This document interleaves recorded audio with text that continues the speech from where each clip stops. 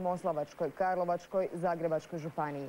Štete na poljoprivrednim usjevima prema prvim procjenama velike su. U zagrebačkom naselju Malešnica olujni vjetar skinuo je krov jedne zgrade.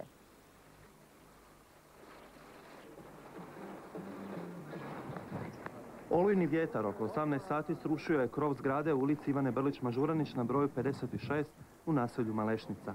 Ozlijeđenih nema. Bez krova nad glavom je 50-ak obitelji. Nekima su poplavljeni stanovi. Nevrijeme dok ovo javljamo još traje.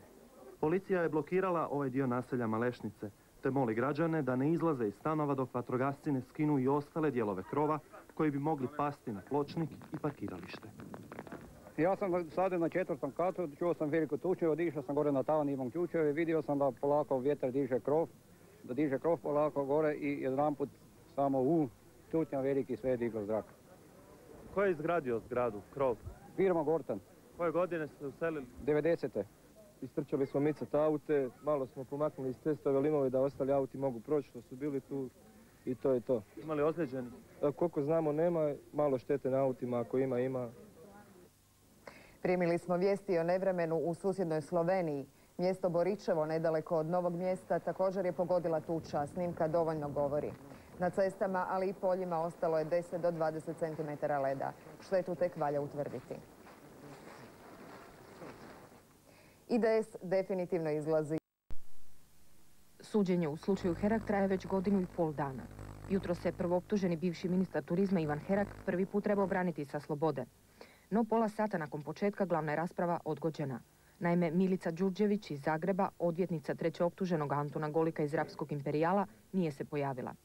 Golik je objasnio da je on odvjetnici rekao kako više nema novca da bi je plaćao i da se vjerojatno zato danas ona nije pojavila. Na burzi rada sam i moja obitelj gladuje, rekao je Anton Golik predsjedajućem. Zatražio je branitelja po službenoj dužnosti, što je sud prihvatio te odgodio raspravu. Ivan Herak u izjavi novinarima suđenje je nazvao farsom, rekao da nije kriv i da uopće nije trebao biti ovdje. Ovo predstavlja jednostavni raspad optužnice i kraj jednog montiranog procesa u kojeg sam, ponavljam, ušao radi toga što sam u obnašanju ministarske dužnosti možda bio, reći ću, prerevan i ono što se kaže po domaći zabadao nos tamo gdje nisam smio. Jednostavno ovdje nema ničega i ovo će se završiti sa oslobađajućom presudom i nikako više drugčije. Nova rasprava zakazana je za početak idućeg mjeseca. Prije 12 godina u krvi su ugušene studentske demonstracije na glavnom trgu u Pekingu Tiananmenu. Ni danas se stanje ljudskih prava u Kini nije popravilo. Tenkovi, vojnici Narodno-oslobodilačke vojske Kine, oklopna vozila, Peking danas. Tenkovi, vojnici i oklopnjaci i prije 12 godina bili su na središnjem trgu glavnog grada mnogoljudske komunističke Kine na današnji dan 4. lipnja. Tada su u krvi zaustavili prodemokratske demonstracije koje su vodili studenti. U predvečerje jubileja 1000 ljudi okupilo se na Tiananmenu kako bi zajednički gledali podizanje crvene zastave sa žutim zvijezdama, kako bi se prisjetili vojnog slamanja modernizacije Kine. Okruženi uniformama koje su ih zadržavale na sigurnoj razdaljini od zastave, svjedočili su njezinom podizanju. Počasna je garda Narodno-oslobodilačke vojske Kine uz zvuke himne pomogla njezinu viorenju. Svi su bili tu sjećajući se stotina ubijenih, stotina mladih i starih, nenaoružanih prosvjednika čije je sedmotjedne težnje i čežnje za slobodom i demokracijom zaustavio čelik. Sjećanje na 1989. i ustanak mladosti za mnoge Kineze su još svježa. Točan broj ubijenih i dalje se ne zna jer službeni Peking nikada nije dopustio njihovo prebrojavanje i službenu istragu. Neki Kinezi još žale za dragima ubijenima, drugi okrivljuju prosvjednike jer misle usporili su kineske postepene ekonomske reforme. U vraćenoj gospodarskoj meki vodilji Kine, Hong Kongu, na godišnjicu masakra na Tiananmenu pokraj spomenika u Victoria Parku okupile su se također tisuće. Prije 10 godina život je za nas u našoj zemlji tek postojao bolji nego ikada. Ali nakon studenata koji su poveli demonstracije, cijela se zemlja gotovo raspala. Korupcija je i dalje vladar prebogate Kine. Kina je bogata ne samo ljudima, nego i prirodnim bogatstvom njih i zemlje koju čine.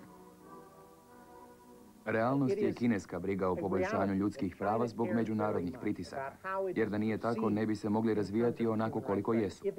Svake godine ipak se bore protiv rezolucija koje su Sjedinjene države uvele u Odbor za ljudska prava Ujedinjenih naroda, osuđujući stanje ljudskih prava u Kini. One nemaju gospodarske konsekvence, nemaju vojne konsekvence, ali Kina uporno i redovito čini sve kako bi im se suprotstavila i u tome uspjeva. Zato Kina ostaje bez svojih najboljih ljudi. Zato kineski disidenti svojim umom i kreativnošću sada bogate Zapad. Nakon još uvijek nerazjašnjenog pokolja kraljevske obitelji koji se dogodio u petak, Nepal je u samo 2 dana dobio drugog kralja. Nepalski državni radio nakon smrti princa Dipendre objavio je da je imenovan novi kralj, inače Dipendrin stric Gyanendra. Podsjetimo, princ Dipendra bio je u komi nakon teškog ranjavanja u petak u incidentu u Kraljevskoj palači. Tada su poginuli njegov otac, kralj, majka i još 6 članova kraljevske obitelji. Novi kralj Gyanendra objavio je kako je pokolj bio nesretan slučaj, no mnogi tvrde kako je sada pokojni princ pobio svoju obitelj zbog nesuglasica oko izbora supruge. Stanovništvo Himalajskog kraljevstva poštovalo je pokojnog kralja jer se je odrekao apsolutne moći i uveo parlamentarizam. Njihova tuga zbog nerazjašnjenog ubojstva počela je prerastati u bijes prema policiji. Još jedan mladi Izraelac podlegao je ozljedama zadobivenim u samoubilačkom bombaškom napadu u Tel Avivu. Izraelski premijer Ariel Sharon posjetio je ranjenike u bolnici. Istodobno njegov kabinet održao je izvanrednu sjednicu zbog najavljenog palestinskog prekida vatre. No militantne skupine Hamas i Islamski džihad najavili su još žešće napade. Još traje izraelska blokada palestinskih područja, provode se oštre vojne kontrole. Granica, luke i jedini aerodrom u Gazi i dalje su zatvoreni.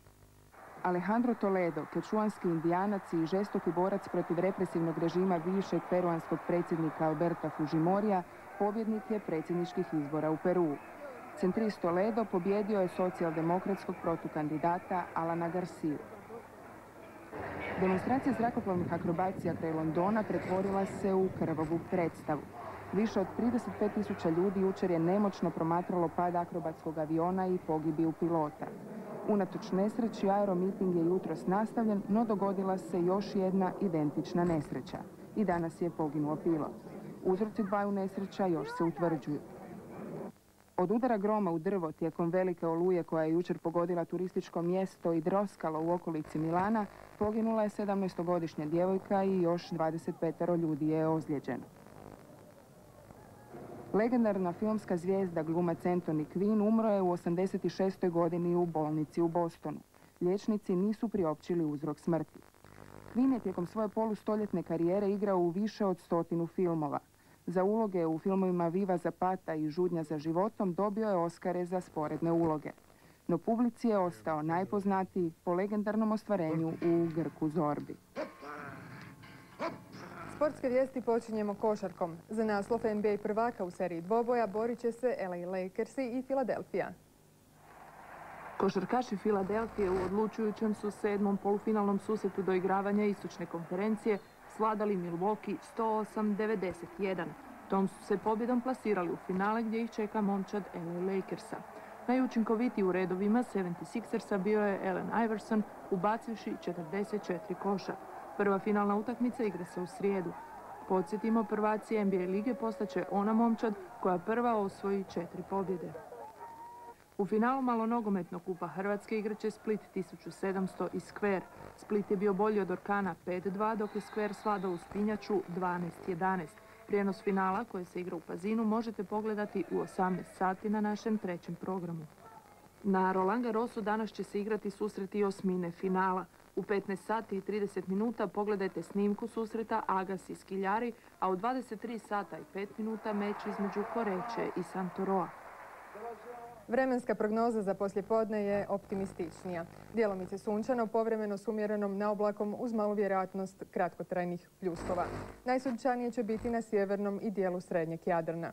Poslijepodnevna temperatura uglavnom od 15 do 20, a na Jadranu od 20 do 24.